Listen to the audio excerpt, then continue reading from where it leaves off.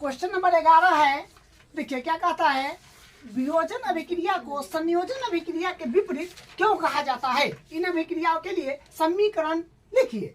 देखिए इसका आंसर है, संयोजन अभिक्रिया में दो या दो से अधिक अभिकारक जुड़कर एकल उत्पाद बनाता है, जबकि वियोजन अभिक्रिया में कोई एक अभिकर्मक टूटकर दो या दो से अधिक उत्पाद बनाते हैं। तो क्या समझे कि संयोजन अभिक्रिया में दो या दो से अधिक अभिकारक जुड़कर एकल उत्पाद बनाएगा, लेकिन वियोजन अभिक्रिया में कोई एक अभिकर्मक टूटकर दो या दो से अधिक उत्पाद बनाते हैं। तो ये होगी आपका वियोजन अभिक्रिया को संयोजन अभिक्रिया के विपरीत क्यों कहते हैं, तो उसका आंसर देखिए यहाँ पर है। संयोजन अभिक्रिया का कुछ एग्जाम्पल जो है, C गैस है प्लस O2 भी गैस है, एरो CO2 गैस यानी कार्बन डाइऑक्साइड बना है। वियोजन अभिक्रिया का एग्जाम्पल देखिए, COCA3 जो सॉलिड है, एरो CaO सॉलिड है प्लस CO2 गैस है। 12 नंबर क्वेश्चन है, उन वियोजन अभिक्रियाओं के एक एक समीकरण लिखिए जिसमें उष्मा, प्रकाश एवं विद्युत के रूप में ऊर्जा प्रदान की जाती है। तो देखिए समीकरण लिखना है, तो पहला लिखे हैं 2H2O जो लिक्विड है, ये विद्युत धारा से रिएक्शन हुआ है, तो 2H2O gas plus O2 gas, ये है पहला। इसका दूसरा देखिए 2FeSO4 सॉलिड, उष्मा ऊर्जा से ये रिएक्शन करेगा तो Fe2O3 जो solid plus SO2 gas plus SO3 gas बनेगा। ठीक है। तीसरा देखिए, तीसरा है 2AgCl ये सूर्य के प्रकाश से रिएक्शन करेगा तो 2Ag जो सॉलिड प्लस Cl2 गैस बनेगा। ठीक है। तो ये इसका 12वां का आंसर हो गया। अब इसका 13वां क्वेश्चन देखिए, 13 नंबर क्या कहता है कि विस्थापन एवं द्विविस्थापन अभिक्रिया में क्या अंतर है? इन अभिक्रियाओं के समीकरण लिखिए। तो देखिए विस्थापन अभिक्रिया में अधिक अभिक्रियाशील यौगिक साथ विस्थापित कर देता है, जबकि द्विविस्थापन अभिक्रिया में अभिक्रियाशील आयनों का आदान प्रदान होता है। ये क्या है, इसका अंतर है। अब देखिए इसमें विस्थापन अभिक्रिया के लिए उदाहरण, तो पहला है Fe जो सॉलिड है प्लस CuSO4 जो इक्वस है यानी जलीय विलयन, एरो FeSO4 ये भी इक्वस है प्लस Cu जो है सॉलिड है। दूसरा है इसका उदाहरण Zn जो सॉलिड है प्लस CuSO4 जो इक्वस है यानी जलीय विलयन, एरो ZnSO4 और ये इक्वस है प्लस Cu ये सॉलिड है।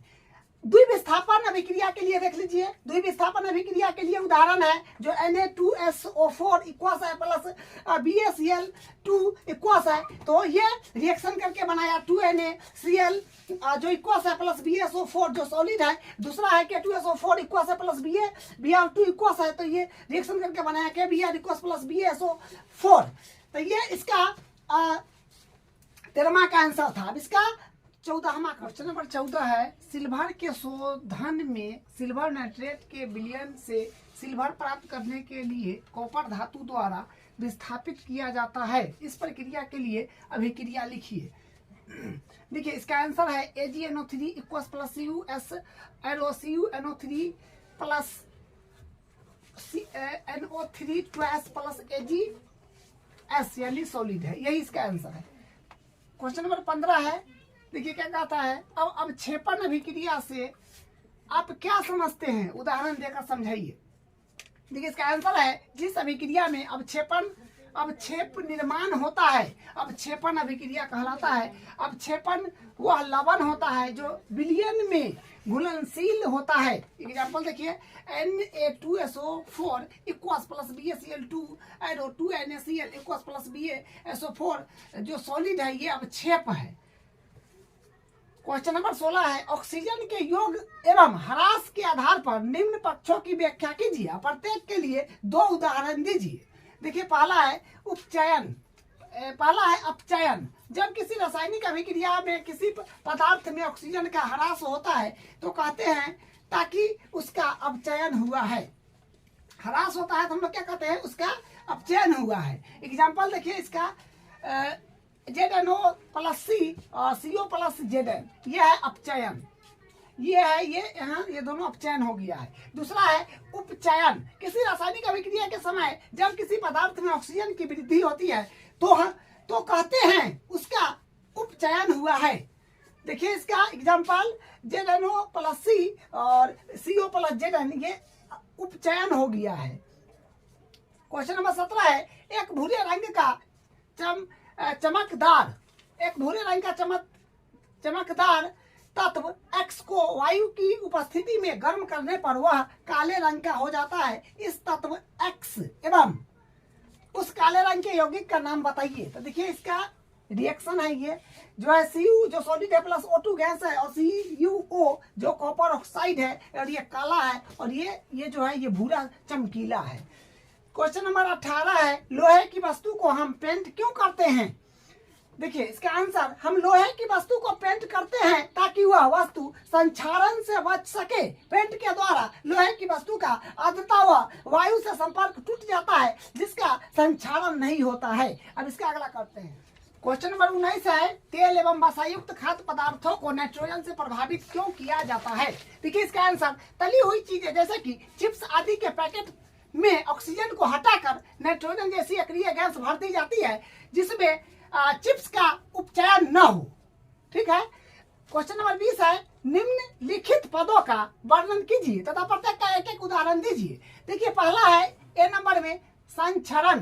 तो संचरण क्या होता है? जब कोई धातु अपने आसपास अम्ल आर्द्रता आदि के संपर्क में आता है तब ये संचरित होती है, और इस प्रक्रिया को संक्षारण कहते हैं।